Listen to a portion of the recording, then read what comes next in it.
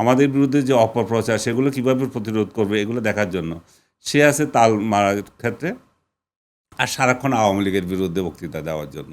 আমি জেলে ছিলাম, জেলে মনে হয় একটা মানুষ পাবেন না যে চিন্তা করেছে যে জামাত ক্ষমতায় আসুক, সবাই আল্লাহ আল্লাহ করছে কেন যে ইউনূস চলে যাক আর বিএনপি ক্ষমতায় আসুক। বিদেশে গেলে আমাদের হয় না যে একটা বাংলা কথা যদি শুনি আমরা কারো কাছে, হ্যাঁ, তখন তো আপনি বরিশাল কি না না চিটং না সেটা তো জিজ্ঞেস করেন বাংলা না। বাংলা তখন বাংলাটাই আসুন। রাইট। তো ওই রকম আর কি। তো ইউনূসকেও আমি সমর্থন করেছি। উনি যতদিন ইয়ে ছিলেন, মানে প্রথম উনি যখন আসলেন, ইভেন জুলাইতেও তো আমি এই আন্দোলনকে সমর্থন করলাম শেষ দিকে এসে। কেন করলাম? মানে সমর্থন করলাম মানে যে রাস্তায় নামা না, সমর্থন করা মানে হচ্ছে যে যে অ্যাট্রোসিটিগুলো হচ্ছে, যেভাবে মানুষ মারা যাচ্ছে, এর একটা সমাধান হওয়া উচিত। এটা সরকারি দল বিরোধী দল সবার একটা দায়িত্বশীল আচরণ করা উচিত। এবং কারণ এইভাবে যদি হতে থাকে দেশের সম্পদ নষ্ট করা, এগুলোর বিরুদ্ধে ছিলাম আমি।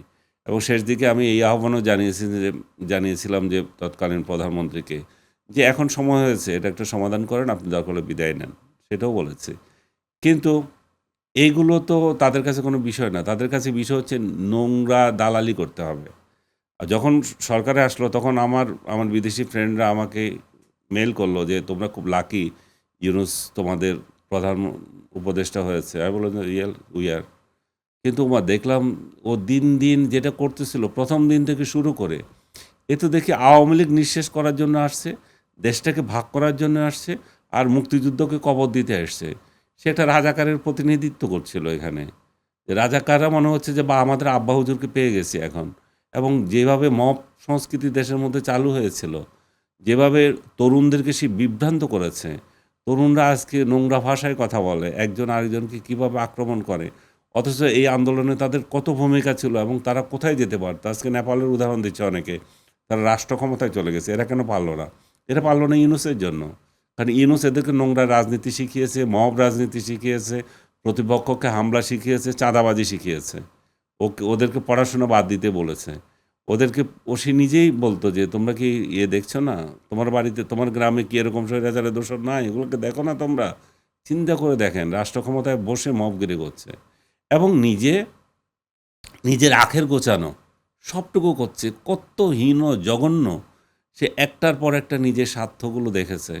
আপনার গ্রামীণ ব্যাংকের স্বার্থ দেখেছে, তারপরে আপনার গ্রামীণ ফোনের স্বার্থ দেখেছে, নিজের 7টা মামলা প্রত্যাহার করেছে, বিশ্ববিদ্যালয়ে অনুমোদন নিয়েছে এবং ওয়ালেট পর্যন্ত নিচ্ছে, ওয়ালেট পর্যন্ত নিচ্ছে।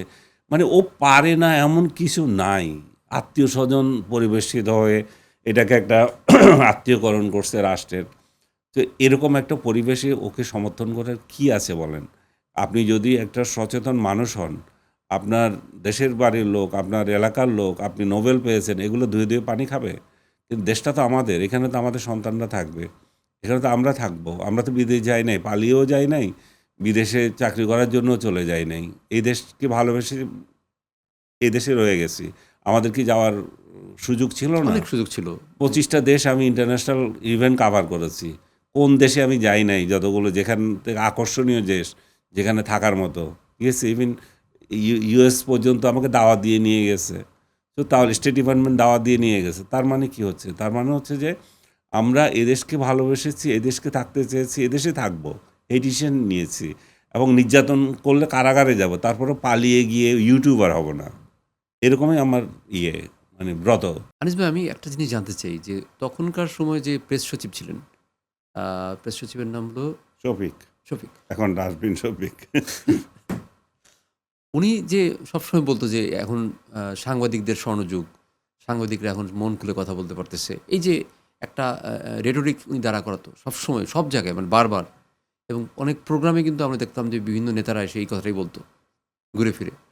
হ্যাঁ, তো এটার কাউন্টারে আপনি কি বলবেন যে ওনার আসলে এই কথাগুলোর মধ্যে সত্যতা এটা তো নেই? তার কাছে হয়তো মনে হতো, কিন্তু সে যদি আবার আমাদের পজিশনে আসতো তখন বুঝতে পারতো যে আসলে কতটা কঠিন পরিস্থিতি এই 18 মাস সাংবাদিকরা পার করেছে। কথা বলতে পারতো না সাংবাদিকরা, কথা বলার জন্য সাংবাদিকরা তো জেলে গেছে, কথা বলার জন্য মব করে তাদেরকে চাকরিচ্যুত করা হয়েছে, প্রশ্ন করার জন্য চাকরিচ্যুত করা হয়েছে। সবই তো ইনস্ট্যান্স রয়ে গেছে। সে যদি বলে এগুলোতে মিথ্যাচার, তার কাছে অবশ্যই এগুলো এর থেকে বড় কিছু আশাও করা যায় না। সে একটা মিথ্যুক, কমপ্লিট মিথ্যুক এবং জামাতি মেন্টালিটির জার্নালিস্ট হিসেবে পরিচিত। তো সে তার আব্বা হুজুরের সার্ভিস করে গেছে, কিন্তু আসলে এই এই পোস্টটা যেটা প্রেস সচিবের যে পোস্ট সেটাকে দুর্গন্ধ করে দিয়ে গেছে। এই পোস্টে মানুষ থাকলে তাকে নিয়ে এখন কোয়েশ্চেন করছে প্রেস সচিব মানে খারাপ কিছু, অথচ কত সম্মানিত একটা পোস্ট ছিল সেটা। সেটাকে মানে ইউনূস আসলে এমন কিছু করে গিয়েছেন যে এমন এমন জায়গাগুলো, যেমন আমি আরেকটা পোস্টের কথা বললাম মানে বিএসএস এর। বিএসএস হচ্ছে যে সাংবাদিকদের সম্পাদক, মানে সম্পাদকদের সম্পাদক যে হয় তাকে বিএসএস এর এমডি করা হয়, এমন একটা সম্মানিত পোস্ট। অথবা বিএসএস এ দীর্ঘদিন চাকরি করছে, পদোন্নতি পেয়ে পেয়ে সে উপরে গেল, মানে তার গুণে সেরকম লোকদেরা বিএসএস এর প্রধান ছিল, এমডি ছিল, প্রধান সম্পাদক ছিল। সেই জায়গায় একজনকে ইউনূস নিয়োগ দিলেন, যে বা ইউনূস এবং তার আসিফ নজরুল এর গং, এই ডাস্টবিন শফিক গং এরা দিয়েছে মাহবুব মোর্শেদ বলে একজনের, যে কবি, তার প্রধান পরিচয় হচ্ছে কবি। তার সাথে সাংবাদিকতার কোনো সম্পর্ক ইয়েতে নাই, এবং সে সাব এডিটর পর্যায়ে একটা চাকরি করেছে বা এর মধ্যে দুই একটা করেছে, মানে রিপোর্টিংয়ে জিন্দিগিতে করে নাই, সেরকম একটা লোককে দিয়ে দিয়েছে। এবং তখন এটার প্রতিবাদ করেছিলাম আমি, যে পদগুলোকে এভাবে মানে অবমূল্যায়ন করা ঠিক না। এখন সর্বশেষ দেখা গেল যেদিন বিএনপি ক্ষমতা থেকে হারালো সেদিন তাকে গলা ধাক্কা দিয়ে অফিস থেকে বের করে দিয়েছে, এবং তারপরে বেরোয় আসছে যে কীভাবে চুরিদারি করতো, লক্ষ লক্ষ টাকা কিভাবে চুরি করেছে। তো শুধু এটা নয়, আমি না মানে অপ্রিয় হয়ে যাবে, আরেকজন ডাস্টবিন মার্কা আরেকটা গোলামকে নিয়োগ দিয়েছে ইয়েতে, ওয়াশিংটনে, যে বাংলা ইংরেজি কিছুই জানে না, শুদ্ধ ভাষায় কথা বলতে পারে না, যে মর্তুজা। তার প্রধান কাজ হচ্ছে সারাদিন বসে বসে ভিডিও বানানো। একটা দেশের প্রেস মিনিস্টার তোকে পাঠিয়েছে সেখানে বাংলাদেশের সাথে সম্পর্ক উন্নয়ন কিভাবে করবে অন্য দেশগুলো, আমাদের বিরুদ্ধে যে অপপ্রচার সেগুলো কিভাবে প্রতিরোধ করবে, এগুলো দেখার জন্য সে আছে তাল মারার ক্ষেত্রে, আর সারাক্ষণ আওয়ামী লীগের বিরুদ্ধে বক্তৃতা দেওয়ার জন্য। তুই যখন একটা পোস্টে ভাই নিয়োগ পেয়ে যাও, তখন তো তোমার কাজটা কী হয়, তুমি তো তখন রাষ্ট্রের হয়ে যাও, তো তুমি তো তখন দলের না, তোমার দলীয় আনুগত্য তখন তো দরকার হয় না। এখন কয়দিন ধরে আগে ইউনূসের চাটাচাটি করছে, এখন বিএনপি চাটাচাটি করতেছে, অথচ তার একজন এই পোস্টে গিয়ে তার চাটাচাটি করা দরকার নাই, সে রাষ্ট্রের জন্য কি করবে সেটা হচ্ছে বড় বিষয়। এরকম অসংখ্য জায়গা আছে ইউনূস নষ্ট করে দিয়ে গেছে।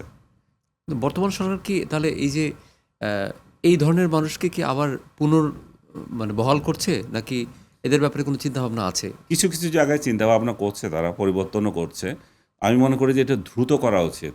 যেটা আমি আগেও উদাহরণ দিয়েছি, যে 111 সরকার যেটা ছিল, তারা যে সমস্ত অপকর্মগুলো করে গিয়েছিল, শেখ হাসিনা এগুলো একটা ধারাবাহিকতা নিয়ে গেছিলেন। উনি কিন্তু extension of Moinuddin Fakhruddin government ছিলেন, যেটা ডিজিএফআই যে ক্ষমতাশালী হয়ে গেল, গোয়েন্দারা ক্ষমতাশালী, যাকে যা ইচ্ছা করা যেত তুলে নিত, এগুলো কিন্তু শেখ হাসিনার আমলের না, এগুলো কিন্তু তার আগের আমলের। শেখ হাসিনা এগুলো জাস্ট কন্টিনিউ করেছেন, তার পরিণতি শেখ হাসিনা ভোগ করেছেন। এখন ইউনূস যে একটা ডাস্টবিন সরকার করেছে, অথর্ব অযোগ্য লোকদের সমাবেশ করেছে, সেটা ধারাবাহিক যদি এই সরকার করে থাকে, বিশেষ করে আইন আদালতে যেটা চলছে, মানুষ যে নির্বিচারে মানুষকে জেলে দিয়ে দেওয়া হয়েছে, রাজনৈতিক বিশ্বাসের জন্য নিগৃহীত হচ্ছে, এগুলো যদি সরকার দৃষ্টি না দেয়, তাহলে এই সরকারেরও জনপ্রিয়তা হারাবে খুব শিগগির। এবং মানুষ যে আকাশচুম্বী একটা স্বপ্ন দেখেছিল যে ঠিক আছে এই ডাস্টবিন ইউনূস চলে যাচ্ছে, এই বিশ্ব বেহায়া থেকে আমরা একটু রক্ষা পাই, তাহলে আমরা সেই ক্ষেত্রে কাকে দেবো, আমরা একটা মৌলবাদী রাষ্ট্র করব না একটা প্রগ্রেসিভ রাষ্ট্র করব? সবার চিন্তা ছিল যে একটা প্রগ্রেসিভ রাষ্ট্র করব। সেই অর্থে আওয়ামী লীগ সমর্থকরা পর্যন্ত সবাই উঠে পড়ে লেগে ভোট দিয়েছে এবং আল্লাহ আল্লাহ করেছে। আমি জেলে ছিলাম, জেলে মনে হয় একটা মানুষ পাবেন না যে চিন্তা করেছে যে জামাত ক্ষমতায় আসুক, সবাই আল্লাহ আল্লাহ করছে। কেন? যে ইউনূস চলে যাক আর বিএনপি ক্ষমতায় আসুক। কী কারণে? কারণ এখানে কিছু একটা চেঞ্জ দেখবে তারা, যে দিনের পর দিন মামলাতে যারা জড়িত হয়ে আছে, বিনা বিচারে ওখানে জেল খাটতেছে, তাদের তারা জামিন পায়, আসিফ নজরুল সেই জামিনের বিরোধিতা করে, আবার এই জামিন পাওয়ার পরে আরেকটা ভুয়া মামলা দিয়ে দেওয়া হয়, অজ্ঞাতনামা মামলায় দিয়ে দেওয়া হয়। এই যে একটা সংস্কৃতি, এই যে একটা মানে আন্ডার টেবিল ডিল, একটা ইয়ে প্রশাসন প্লাস আইন আদালত পুলিশ এক ধরনের গড়ে উঠে, জেল কর্তৃপক্ষ গড়ে উঠেছে, সেই চক্র থেকে তারা বেরোতে কিন্তু পারবে। এখন কি এটা